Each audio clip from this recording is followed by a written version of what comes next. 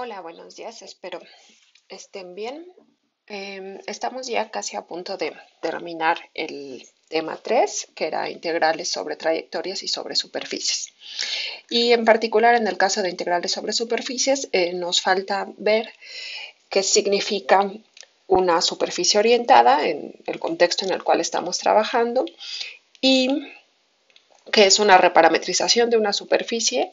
Y por último, cómo se comportan las dos integrales de superficie que vimos, es decir, las integrales de funciones escalares y las integrales de funciones vectoriales, cuando cambiamos la parametrización de la superficie. Muy bien. Entonces quisiera recordar básicamente que era una reparametrización de una curva. Entonces, recordemos. Si teníamos una trayectoria definida en un intervalo AB a R3, bueno, R3, pero en realidad Rn, no importa. Entonces, la curva que define esta trayectoria, pues es la imagen, ¿sí? Eso era así como. Esta es la curva, la podemos denotar, por ejemplo, con una letra C. Ok. Y digamos, aquí está C. Supongamos que este de aquí es gamma de A y este es gamma de B. Entonces, una reparametrización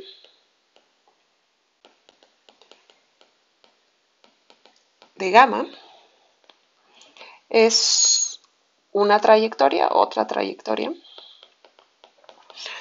digamos beta, cuyo dominio es otro intervalo, digamos C, D, tal que existe una función h del intervalo C, D a B que cumple las siguientes condiciones. H es biyectiva y de clase C1. Bueno, esto de la clase C1 era una condición que necesitábamos luego ahí para poder integrar bien. Y la segunda condición es que beta era igual a la composición de gamma con H. Al ser biyectiva, pues H tiene de dos sopas. O H es creciente, si H es creciente, es decir, si la derivada es mayor o igual que 0, entonces decimos que beta preserva la orientación de gamma. Y eso lo que quiere decir es que beta recorre la curva en el mismo sentido que gamma, ¿sí? O sea, el intervalo, el dominio de beta era el intervalo C, D, entonces gamma de A es igual a beta de C y gamma de B es igual a beta de D. ¿Sí? Entonces, ambas trayectorias empiezan en el mismo punto y terminan en el mismo punto. Y decíamos que invierte la orientación en caso contrario. Es decir, si h es decreciente, que es cuando h' es menor o igual que 0, entonces decimos que beta invierte la orientación de gamma.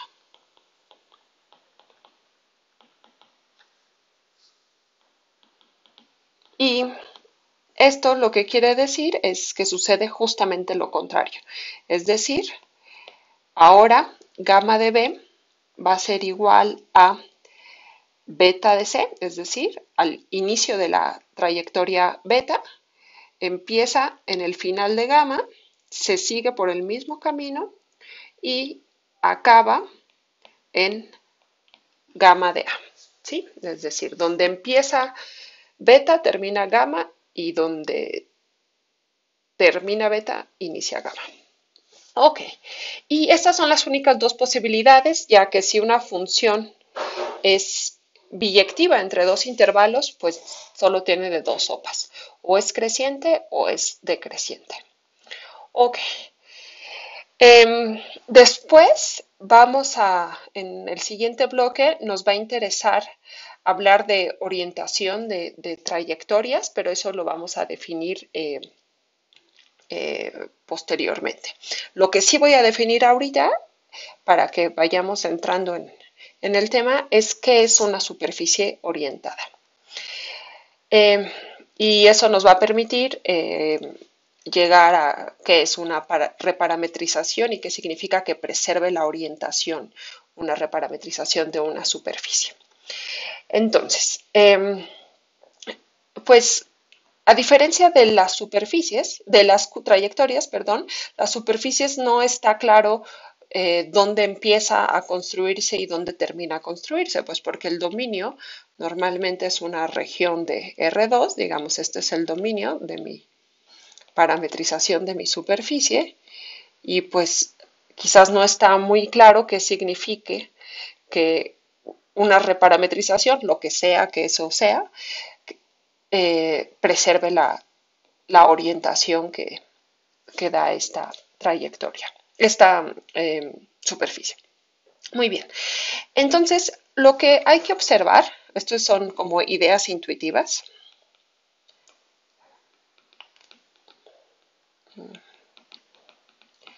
Si tenemos una superficie,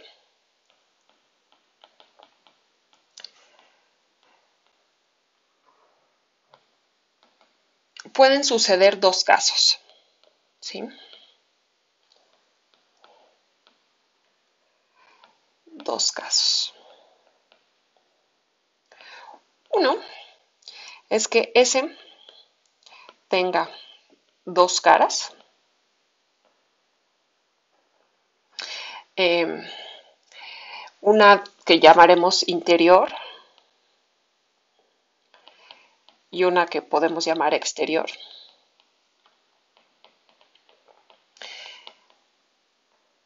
O puede ser una de arriba y una de abajo. Eh, y ejemplos de superficies que cumplen esta propiedad son, por ejemplo, la esfera. La esfera tiene la cara de adentro, que es, digamos, lo que está dentro de la esfera, y la cara de afuera. ¿Sí? Este es afuera, adentro. Y bueno, adentro. Y básicamente, si nosotros caminamos por dentro de la esfera, no hay manera de pasar a la parte exterior de la esfera, ¿sí? Entonces, la superficie divide al espacio en dos regiones, una que queda dentro y otra que queda afuera. Y esto no siempre sucede, pero en el caso de la esfera es muy obvio. Otro caso en el que sucede algo similar es el toro. El toro tiene su cara interior, ¿sí? Podemos vivir dentro del toro y entonces estaríamos caminando en un lado del toro y la superficie y la cara exterior, ¿sí? Entonces la cara exterior y por adentro pues está la interior. Otro que quizás pueda ser un poquito menos obvio, pensemos en un cilindro, digamos, abierto en las fronteras para que no nos cause conflicto. Pues aquí obviamente está la cara exterior y adentro está la cara interior. Me van a decir, oye, pero quizás puedes caminar por adentro y pasarte para afuera. De momento no puse el borde para no poder hacer eso, pero en unos minutos más les voy a definir de otra manera qué significa la cara interior y qué significa la cara exterior para que no me vengan con que se pueden pasar de adentro hacia afuera. ¿Sí? Ok. El otro caso que puede ocurrir es que tenga solo una cara. ¿Dos? Entonces, bueno, caso 2, la superficie tiene una única cara. Y aquí para poder dividir en estos dos casos, estoy hablando de superficies bonitas, ¿eh? No de cosas raras, todo pegado que uno no sepa ni qué cara es, ¿no? Estoy hablando de cosas decentes, digamos. Y el ejemplo clásico de una superficie que tiene una sola cara es la banda de Möbius, ¿sí? La cual pues fue encontrada por Möbius y por otro matemático que le dio nombre a la topología, apellido Listing. Quizás, no sé, quizás si nos da tiempo les voy a hacer un video especial hablando de bandas de Möbius porque hay un montón de ejercicios bonitos que hacer con las bandas de Möbius. Ok, ¿y por qué digo que tienen una cara? Pues si están aburridos les pueden decir pueden hacer su banda de Möbius y ponerse a colorear eh, una cara de color rojo y la otra cara de color verde y eventualmente se van a dar cuenta que están trabajando sobre la misma cara. ¿Sí? No se pueden colorear. Bueno, la banda de Möbius no tiene dos caras, es una única cara, que es a su vez interior y exterior. Ok. Eh, muy bien. Entonces, estas dos divisiones de superficies, en superficies con dos caras y superficies de una cara, nos permite dar una primera definición no muy formal de lo que sería una superficie orientada. ¿Sí? Primera definición. Entonces, pues una superficie S es orientable si tiene dos caras,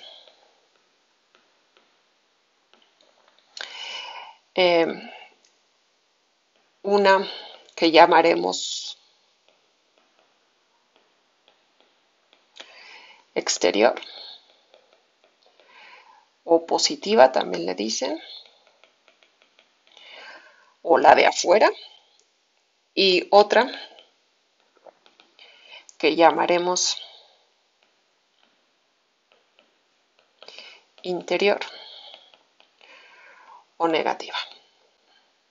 Y en realidad, pues hay veces que es difícil saber cuál es la interior y cuál es la exterior.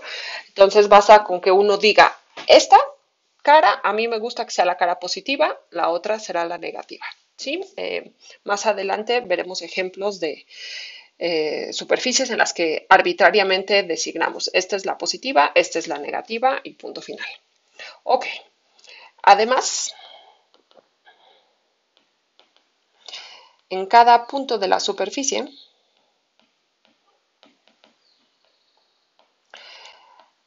hay dos vectores normales unitarios, digamos N1 y N2, tales que N1 igual a menos N2. Les pido unitarios para evitar que el vector normal sea el vector 0, ¿sí? Y que N1 sea igual a menos N2, lo que quiere decir es que uno es el inverso del otro, es decir, uno apunta hacia la cara positiva, N1, digamos, apunta hacia la cara positiva y N2 hacia la cara negativa. Y un ejemplo de esto, pues es la esfera que ya vimos. Yo tengo que asignarle, bueno, hay dos caras, intuitivamente ya lo vimos, está lo de adentro y la de afuera, pero para poder yo distinguir exactamente qué cara es cuál, pues yo voy a asignarle a cada punto x, y, z dos vectores. Entonces el vector n1, que va a depender de x, y, z, es el que apunta hacia afuera. Entonces, si este es el origen, ¿Qué vector unitario apunta hacia afuera? Pues el mismo, ¿no? ¿Sí? Asumiendo que estamos trabajando con la esfera unitaria, ¿sí? Entonces todos los vectores tienen norma 1, x cuadrada más y cuadrada más z cuadrada igual a 1. Entonces, como todos los vectores tienen norma 1, el vector x, y, z es un vector unitario que es ortogonal a la esfera en ese punto y apunta hacia afuera. ¿Quién sería n2? Pues basta apuntar en sentido contrario. Necesitamos que n1 sea igual a menos n2, entonces definimos simplemente como menos x, y, z. Y n2, pues simplemente n2 sería este de aquí. Y cuando lo ponemos como un vector situado, pues apunta en sentido contrario. ¿Sí? Entonces, en cada cachito de la esfera que yo me fije, imagínense, este es un cachito, está el plano tangente, tenemos el vector unitario que apunta hacia afuera y el vector unitario que apunta hacia adentro. ¿Sí? Y no, obviamente estos vectores dependen del punto en el cual yo estoy considerando, el punto de la superficie que yo estoy considerando. Otro ejemplo, por ejemplo, el cilindro, y vamos a ver que esta definición ya nos deja ponerle borde al cilindro. Consideremos el cilindro, digamos que sean los puntos X, Y, Z en R3, tales que x cuadrada más y cuadrada es igual a 1 y la z corre entre menos 1 y 1. ¿Sí?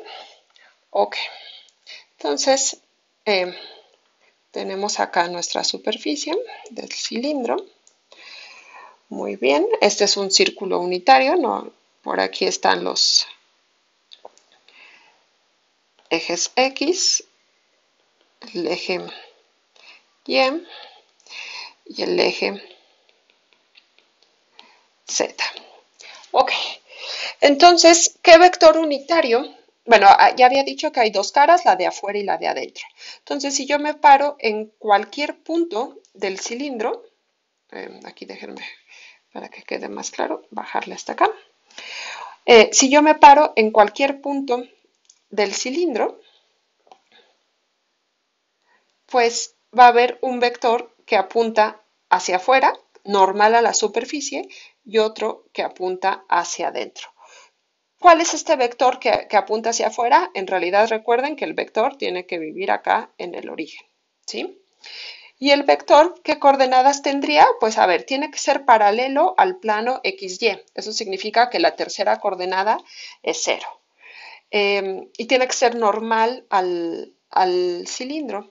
Entonces yo propongo que N1 de X, Y, Z sea el vector con coordenadas X, Y, 0. ¿Sí? Es decir, el mismo vectorcito, este que está aquí, trasladado al origen. ¿Sí? Muy bien. Y como x cuadrada más y cuadrada es igual a 1, este vector es unitario. ¿Y quién sería n2? Pues para cumplir la regla de que n1 es igual a menos n2, simplemente multiplicamos por un menos 1.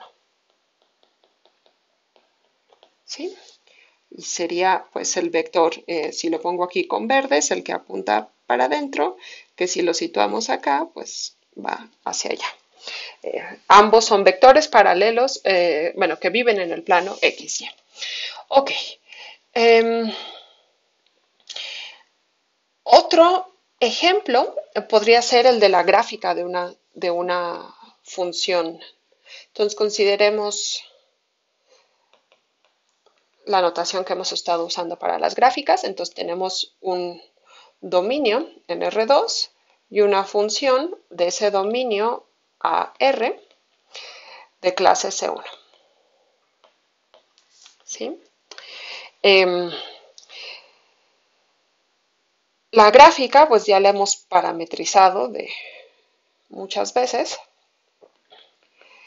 La gráfica, aquí está mi región D y aquí está la gráfica de G.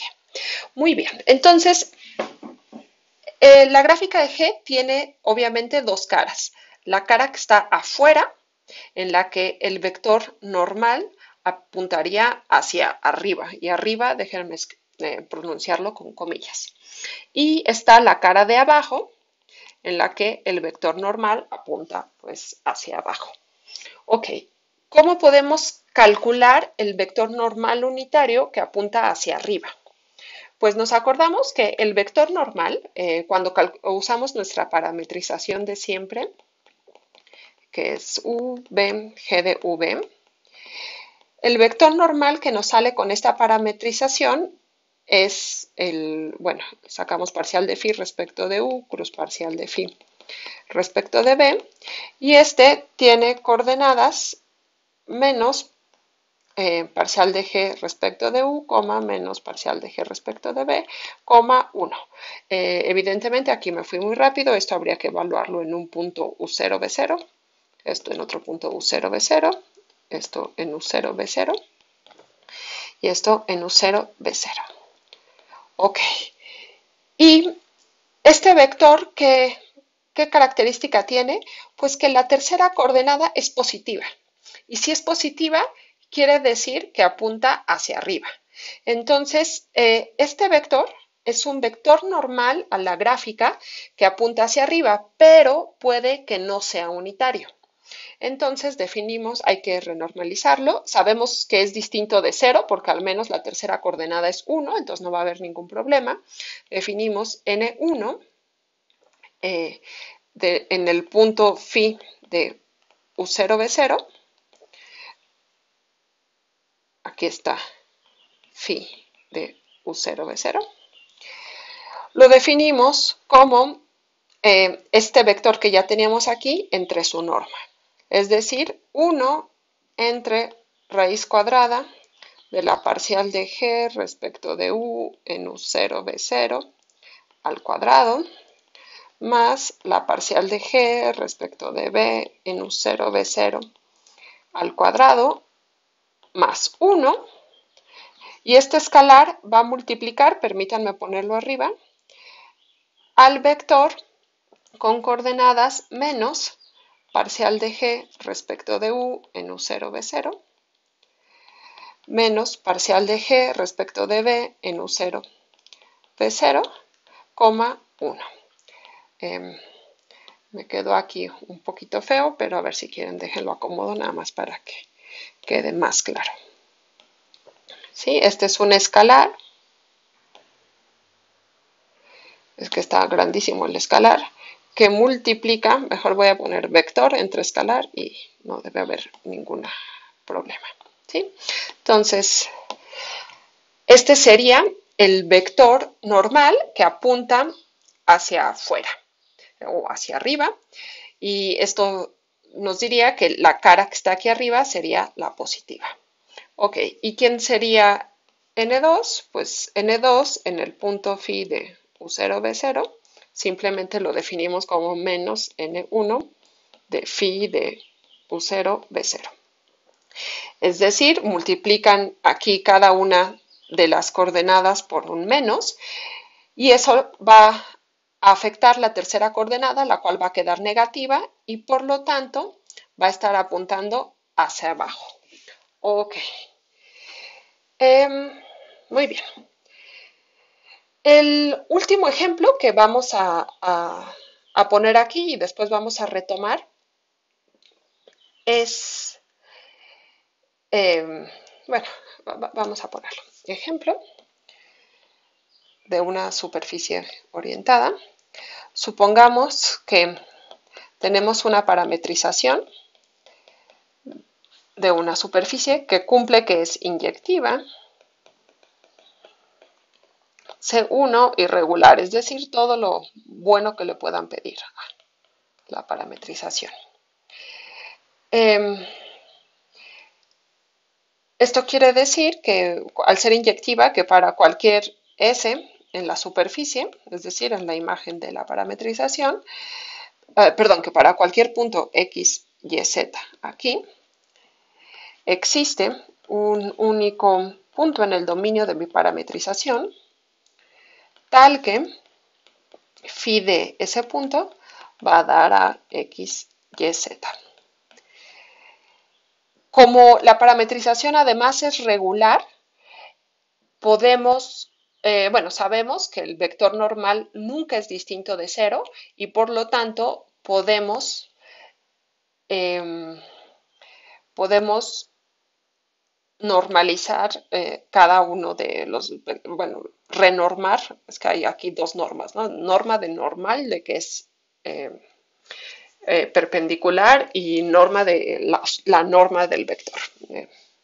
Espero no haberlos hecho bola con eso. Entonces definimos N1, que va a ser el vector que apunta, digamos, hacia la cara que nosotros decidimos llamarle positiva, nada más porque se nos antojó, en el punto X, Y, Z, que el punto X, Y, Z es de la forma phi de U, B, y lo definimos de qué manera, pues el vector normal que nos permitía calcular nuestra parametrización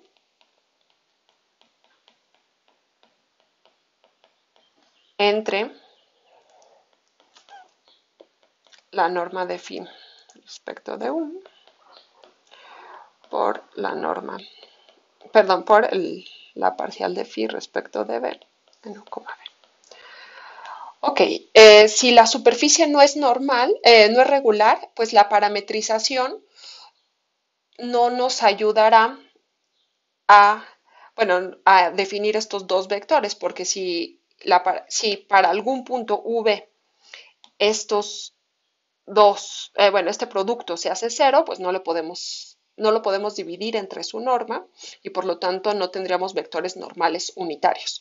Sin embargo, eso no significa que si la parametrización no es regular, yo no pueda definir la cara de afuera y la cara de adentro. El ejemplo que ya vimos es el de la esfera, ¿sí? La esfera, la parametrización que hemos dado no es regular.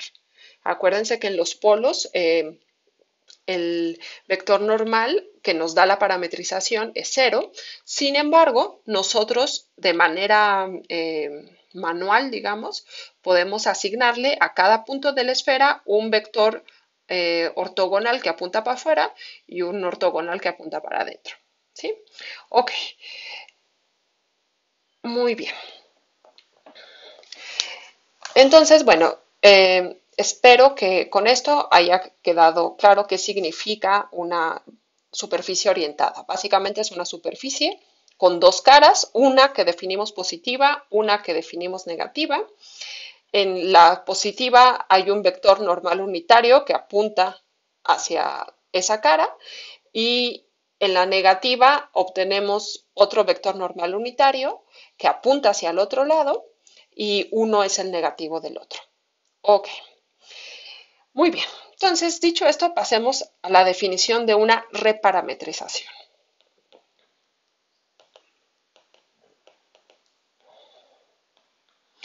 Entonces, consideramos una superficie parametrizada por una función phi. Esta que sea una parametrización de una superficie de clase C1 y diremos que otra parametrización, digamos una función teta, que va de una región gamma de R2 a R3, es una reparametrización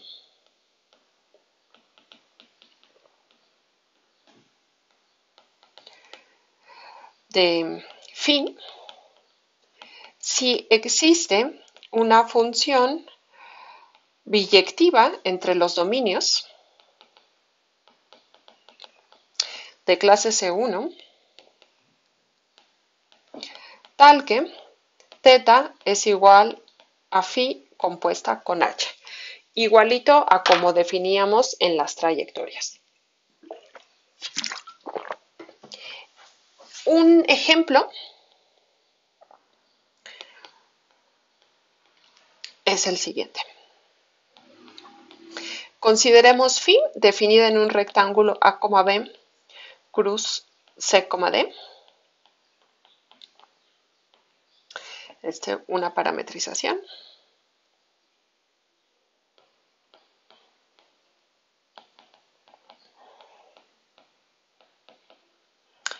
De una superficie. La que ustedes quieran. Si quieren un ejemplo concreto, pueden agarrar la parametrización que hemos estado usando de la esfera. Entonces aquí el dominio que vamos a denotar por la letra D mayúscula es este rectángulo. ¿Sí? Ahora, definamos otro dominio, gamma, como el rectángulo, pero volteadito. CD, cruz, AB. Y la reparametrización que vamos a construir va a estar dada por la función biyectiva h, que va a ir de gamma en D, dada por h de u, b es igual a b, u. Entonces, teta de u, b igual a phi compuesta con h de u, b es una reparametrización. Si hicieron el quiz pasado, les pedía calcular la integral de una función sobre la esfera, pero la esfera la había parametrizado de una manera ligeramente distinta a como siempre la hacíamos. Justo esa reparametrización que hice fue esta de aquí. Más adelante vamos a hablar nuevamente de ello. Si no han hecho el quiz, por favor, háganlo. Va a ser importante para el siguiente video. Muy bien. Otro ejemplo, si quieren en un caso más concreto, pues es consideren la parametrización de la esfera, la usual. Entonces sea phi de 0,2 pi, cruz 0 pi, en R3, la parametrización usual.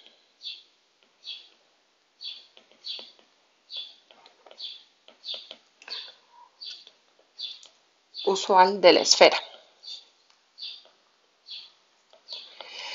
Y vamos a construir otra, digamos teta, que va a estar definido en el cuadrado unitario con codominio R3, dada de la siguiente manera. Teta de u, b es igual a coseno de 2 pi u, que multiplica a seno de pi veces b, coma, seno de 2 pi u por seno de pi b, coma, coseno de pi veces b. Entonces, teta es una reparametrización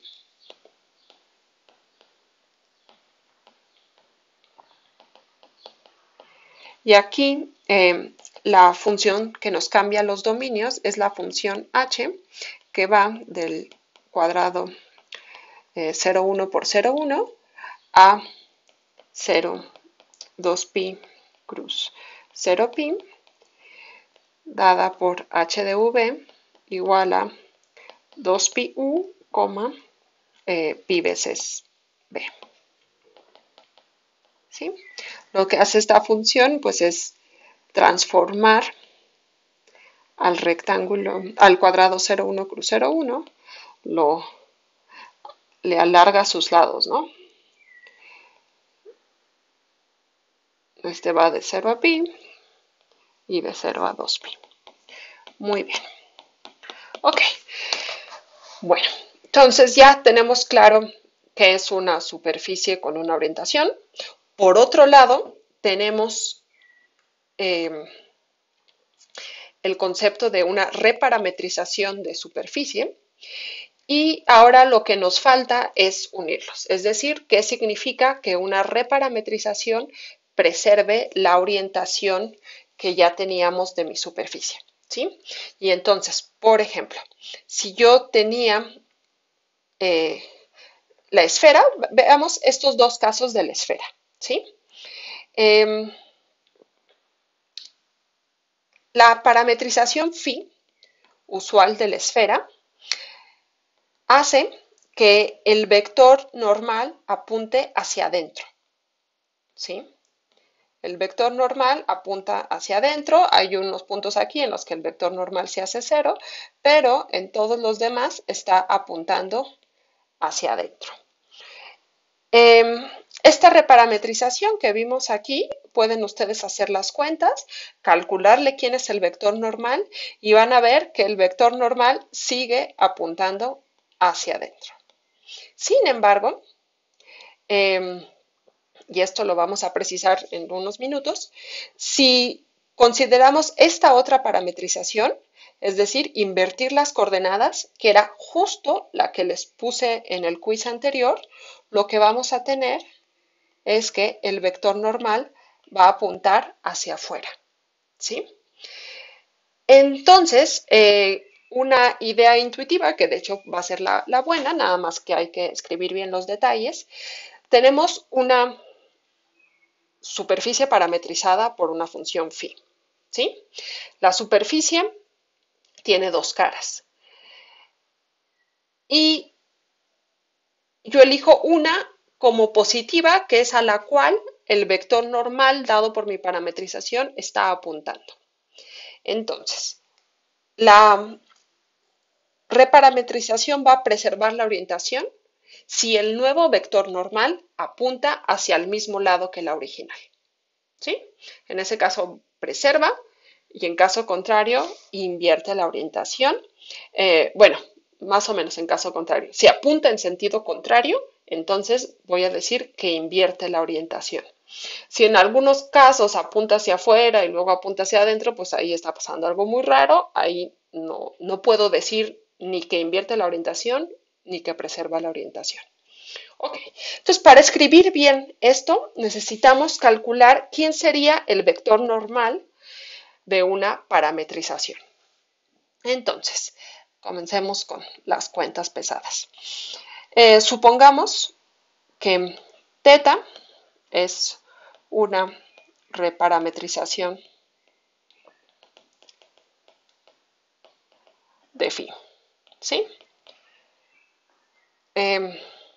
Supongamos que teta va de la región gamma de R2 en R3.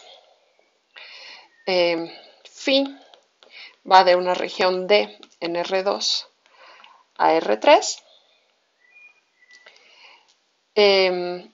Como es una parametrización, existe H que va de gamma en D biyectiva y de clase C1, tal que teta es igual a phi veces, bueno, phi compuesta con H. Ok, y déjenme aclarar un poquito más la notación para que no nos hagamos bolas. Teta, al tener codominio R3, si yo lo evalúo en un punto U, B, pues necesito evaluar cada una de las funciones coordenadas, las cuales voy a llamar teta 1, teta 2 y teta 3. Al igual, phi tiene codominio R3. Eso quiere decir que si yo lo evalúo en un punto del dominio de phi, es decir, de D, cuyos puntos los voy a denotar para diferenciarlos del dominio de gamma por X y Y, ¿sí? Entonces los puntos V, los voy a poner aquí, V están en gamma y X, Y están en D, ¿sí? Entonces phi de X, Y también va a estar definido por sus funciones coordenadas, las cuales son phi 1, phi 2 y phi 3. Ok. Luego, H va de una región de R2 en R2. Eso quiere decir que H que toma valores en los puntos V, acuérdense, V son los que están en gamma, también tiene dos funciones coordenadas, H1 de V, H2 de V. Ok, esto quiere decir que si teta es igual a phi compuesta con gamma, phi compuesta con H, cada una de las funciones teta 1, teta 2 y teta 3 van a ser la composición de phi 1 con H, phi 2 con H, phi 3 con H. ¿Sí? Entonces lo escribimos. Para cada i en 1, 2 y 3, teta i en u, b es igual a phi i en h de u, b. Es decir, es igual a phi i en h1 de v, esta sería la primera coordenada, y h2 de v. ¿Sí? Entonces digamos que esta de aquí sería como la coordenada x y esta de aquí sería la coordenada y. Ok. Entonces, para calcular el vector normal respecto a teta, yo necesito calcular ese vector que llamábamos la parcial de teta respecto de u y la parcial de teta respecto de b. ¿Quién era ese vector? Les recuerdo. Este de aquí, pues nada más teníamos que derivar cada una de las funciones coordenadas respecto a u y análogamente respecto de b. ¿Sí? Entonces, análogamente con b. Muy bien. Entonces, me voy a llevar esta formulita que yo encontré aquí. Nos acordamos de quién es H, que es H1, H2, phi es phi1, phi2, phi3, etc. Y vamos a usar regla de la cadena para derivarla respecto de u. ¿Sí? Entonces, la parcial de teta i respecto de u en algún punto u, b, quizás debería ponerle u0, b0, pero bueno, espero, déjenme abusar tantito de la notación, pues sería, aplicamos regla de la cadena y nos quedaría la parcial de phi i respecto de x, que es la primera coordenada que entra en la función xy, evaluada en h de v, por la parcial de h1, que se corresponde con la coordenada x, respecto de u, esto en v, más la parcial de phi i, ahora respecto de y, evaluada en hv, ahí no me cupo, déjenme borrar esto de aquí y recorrerlo para que quepa todo. ¿Ok? Entonces, la parcial de phi i respecto de y, evaluada en el punto h de u, b, que multiplica a la parcial de h2, que es la que se corresponde con la coordenada y, respecto de u, ¿sí? En el punto u, b. ¿Sí? Les recuerdo, este de aquí es phi i de h1 de v, h2 de v. Si les cuesta trabajo calcular esta derivada de un jalón, como yo les hice, pues simplemente recuerden que lo pongo aquí, bueno, para derivar respecto de u, pues hay que calcular eh, la derivada de phi i, bueno, apliquen regla de la cadena tal cual, ¿no? O sea, la parcial de phi respecto de u, que multiplica pues a las derivadas de, perdón, la parcial de phi respecto a cada una de sus coordenadas, que multiplica la parcial de h respecto de u, que es el vector formado por h1, parcial de h1 respecto de u y parcial de h2 respecto de u, ¿sí? Es decir, apliquen regla de la cadena explícitamente a esta expresión, ¿sí? Muy bien. Ok.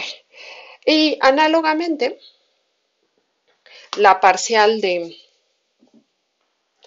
teta i respecto de b en el punto U, B, pues sería la parcial de phi i respecto de x en h de U, B. Y ahora derivamos, x se corresponde con la función h1, pero ahora la derivamos respecto de b. Más la parcial de phi i respecto de y en h de v, que multiplica a la parcial de h2, que es la que se corresponde con la coordenada y, respecto de v en v.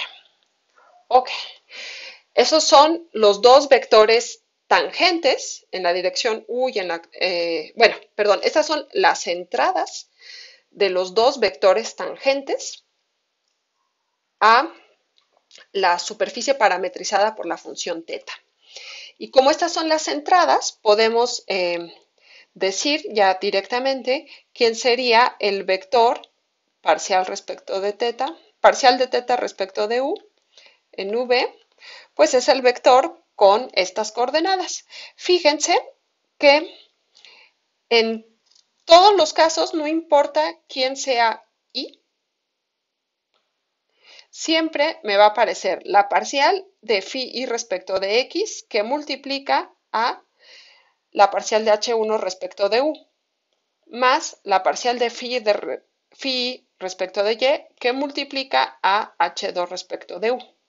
Entonces, este de aquí, este escalar, no depende de el i. Y lo mismo, este de acá no depende del i.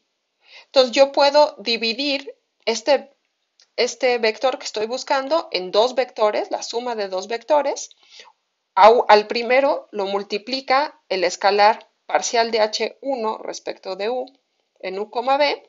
Este es un escalar que está multiplicando al vector parcial de phi respecto de x en h de v. Entonces, este de aquí es un escalar y este de aquí ya es el vector. ¿Sí? Acuérdense, es el vector con coordenadas parcial de phi1 respecto de x, parcial de phi2 respecto de x, parcial de phi3 respecto de x. Más, ahora usamos esta expresión. Este de aquí es el escalar que está multiplicando. Entonces lo voy a poner, parcial de h2 respecto de u en v, que multiplica al vector parcial de phi respecto de y en h de v. Ay, aquí ya no me ocupo. Déjenme recorrerlo para que quede un poquito mejor. Muy bien.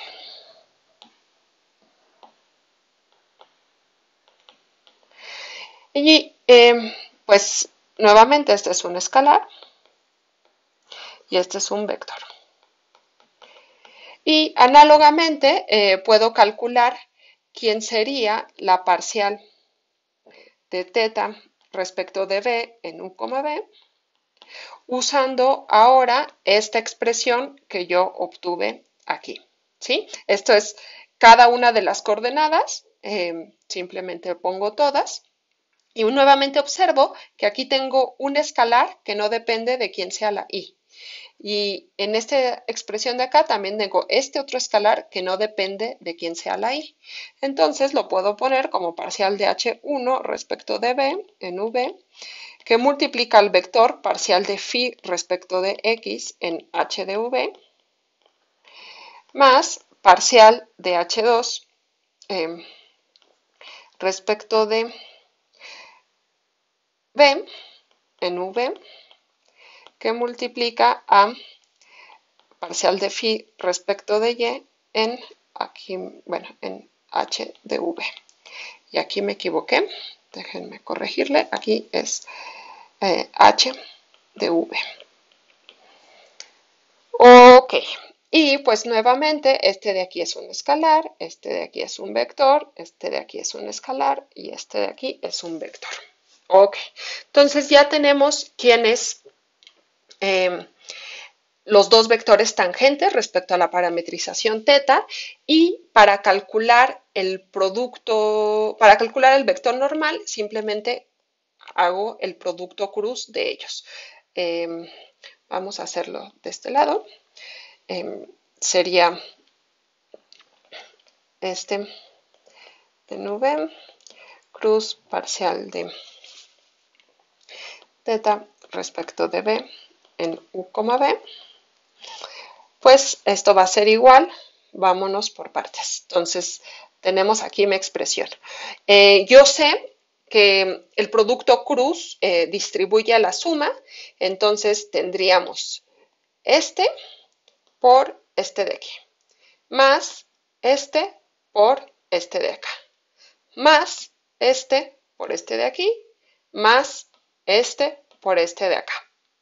Tienen ustedes en su cuaderno estas expresiones, yo se las voy a escribir aquí. ¿Sí? Sería parcial de H1 respecto de U en U, B, que multiplica a parcial de phi respecto de X en H de V. Esta es la primera entrada, producto cruz, parcial de H1 respecto de B en V, que multiplica el vector parcial phi respecto de X en H de U, B. Ok. Siguiente entrada, copiamos este de aquí, que era la primera.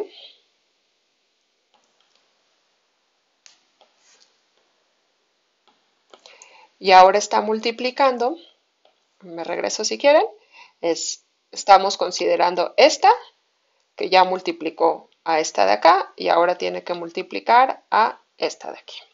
Es decir, al vector parcial de H2 respecto de B en U, B, que multiplica a parcial de phi respecto de Y en H de U, B. Ok. Siguiente, ahora nos vamos con el siguiente vector que multiplica a los mismos dos. Entonces tendríamos a la parcial de H2 respecto de U en U, B, que multiplica el vector parcial de phi respecto de Y en H de U, B. Producto cruz, la parcial de H1 respecto de B en U, B por parcial de phi respecto de X en H de U, B. Es decir, este mismo que teníamos aquí. ¿Sí? Y por último, tendríamos la parcial, bueno, déjenme usar la tecnología y copiar este. Ay, se copió.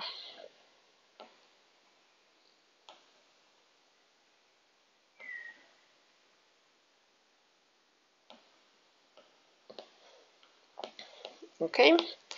Que multiplica al último. ¿Quién era el último? Pues era, de hecho, este que teníamos aquí.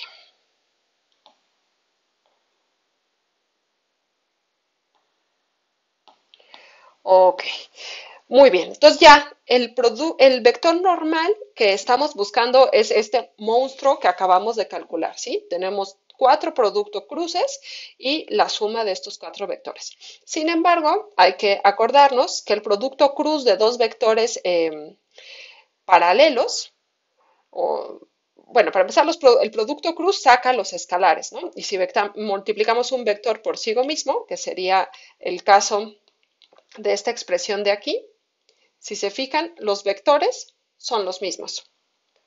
Entonces, estos son vectores paralelos. Si sacamos los escalares, tendríamos un escalar que multiplica el producto cruz de un vector por sí mismo, el cual es 0. Muy bien. Entonces, esto de aquí, pues es 0 porque son vectores paralelos.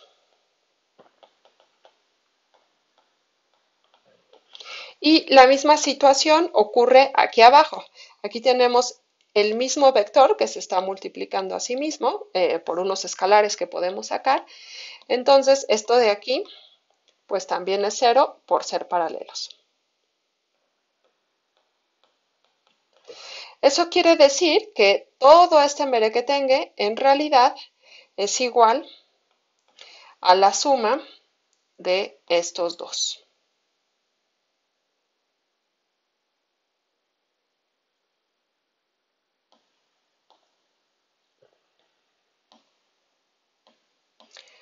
Muy bien.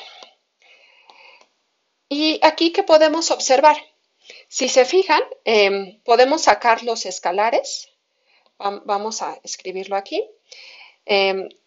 Podemos sacar este escalar y este escalar y me quedaría parcial de H1 respecto de U en V, que multiplica a parcial de H2 respecto de B en V, que multiplica, este es un escalar, que está multiplicando al vector formado por el producto cruz de la parcial de phi respecto de X en H de V, producto cruz, la parcial de phi respecto de Y en H de V. Más, y del segundo, a ver, ojo, igual podemos sacar los dos escalares, pero además podemos invertir el producto cruz. Si invertimos, tenemos que cambiar el signo y nos quedaría el mismo vector, parcial de phi respecto de X, parcial de phi respecto de Y. Entonces, déjenme escribirlo así. Menos, sacamos los escalares, parcial de H2 respecto de U en V, por parcial de H1 respecto de B en U, B, que multiplica al mismísimo vector.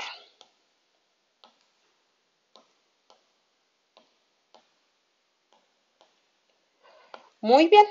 Entonces, pues podemos agrupar los escalares y esto sería igual a H1. Bueno, a ver, quizás desde aquí ya lo podemos observar. ¿Quién es esta diferencia de escalares? Parcial de H1 respecto de U por parcial de H2 respecto de B menos parcial de H2 respecto de U por parcial de H1 respecto de B. Pues si nos acordamos, H' en U, B, ¿quién es? Pues es la parcial de H1 respecto de U, parcial de H2 respecto de U, bueno, en V, parcial de H2, perdón, lo escribí mal, parcial, va de nuevo.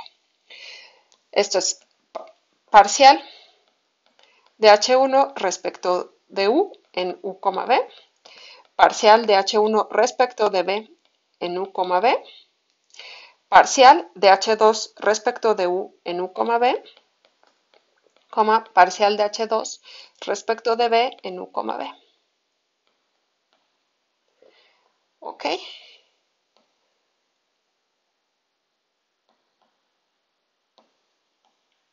¿Quién es el determinante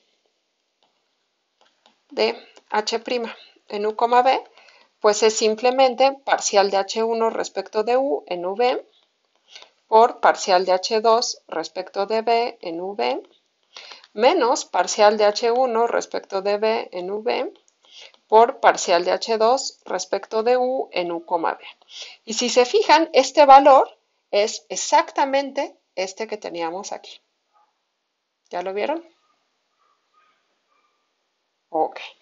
Entonces, todo el merequetengue que teníamos aquí lo podemos escribir simplemente como el determinante de H' en U, B, que multiplica a parcial de phi respecto de X en H, U, B, producto cruz, parcial de phi respecto de Y en H de U, B. ¿Sí? Y si se fijan, este de aquí, pues es el vector normal en phi de H de U, B. Y eso quiere decir que el vector normal respecto a teta, que es del cual partimos, va a ser igual al vector normal respecto a phi multiplicado por un escalar. Si este escalar es positivo, quiere decir que teta va a apuntar, digamos, el vector normal respecto a la parametrización teta va a apuntar en la misma dirección que el vector normal respecto a la parametrización phi. Si este escalar fuera negativo, entonces la parametrización teta va a tener un vector normal que apunta en la dirección opuesta a la cual apunta phi. ¿Sí? Entonces, si quieren, hago un esquema aquí. Supongamos que este es respecto a phi y por aquí está el vector normal respecto de phi.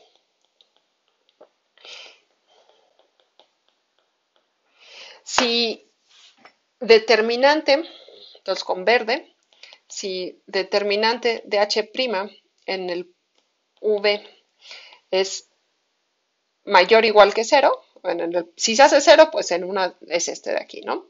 Y si es positivo, va a ser paralelo bueno, va a apuntar a la misma dirección que el normal respecto de phi. Y este verde que escribí aquí es perdón, lo puse mal aquí.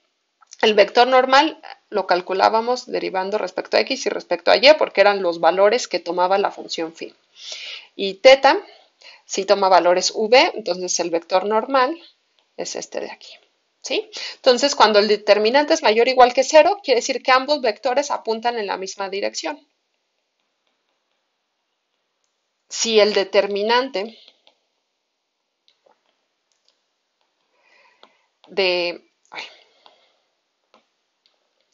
si el determinante de h' en v es negativo, entonces el normal respecto de teta va a apuntar en la dirección contraria a la que apunta el normal respecto de phi. En el caso verde vamos a decir que preserva la orientación, en el caso morado vamos a decir que invierte la orientación. ¿Sí? Entonces el signo del determinante es el que nos está diciendo hacia qué lado va a apuntar el vector normal respecto de teta. ¿Sí? Entonces, pues ya, para terminar, vamos a escribir la definición formal y ver un ejemplo muy rápido y sencillo. Entonces, definición.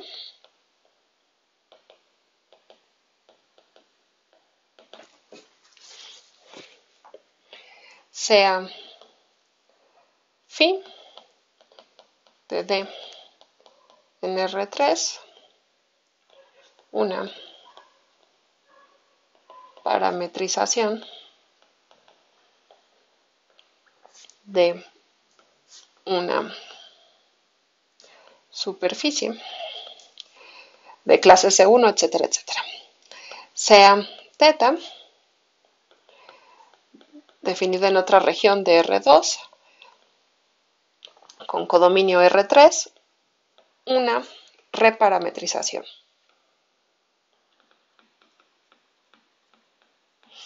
Donde H definida del dominio de teta al dominio de phi es de clase C1,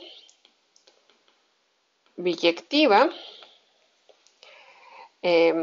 cumple la condición de reparametrización, es decir, teta es igual a phi compuesta con h, y le vamos a pedir una condición extra, que es que el determinante de h' en v sea distinto de 0 para todos los puntos u y b en el dominio, salvo, quizás, un conjunto de contenido 0. ¿Sí? Es decir, no se vale que se anule en muchos lados. Ok. Tenemos todas estas condiciones. Entonces diremos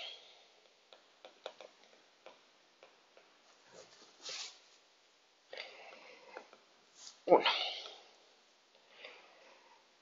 Que teta preserva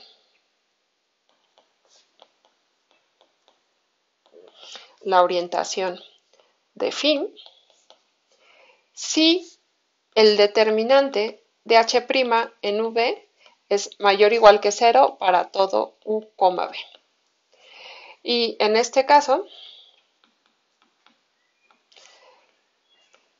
el vector normal respecto a teta apunta, bueno, en el punto teta de u, v, apuntará en la misma dirección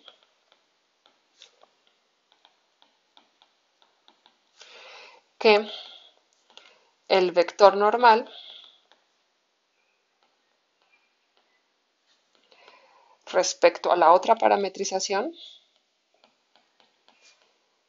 en el punto phi de h de u, v. Ok. Número 2.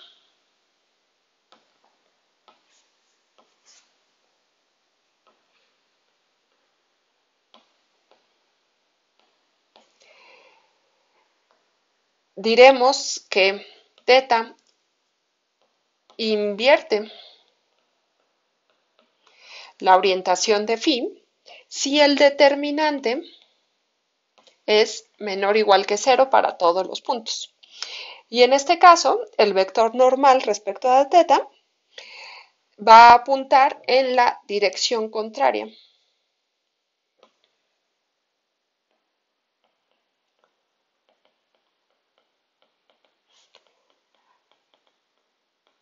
En la dirección contraria que el vector normal respecto a phi en h, respecto a phi en el punto phi de h de u, v.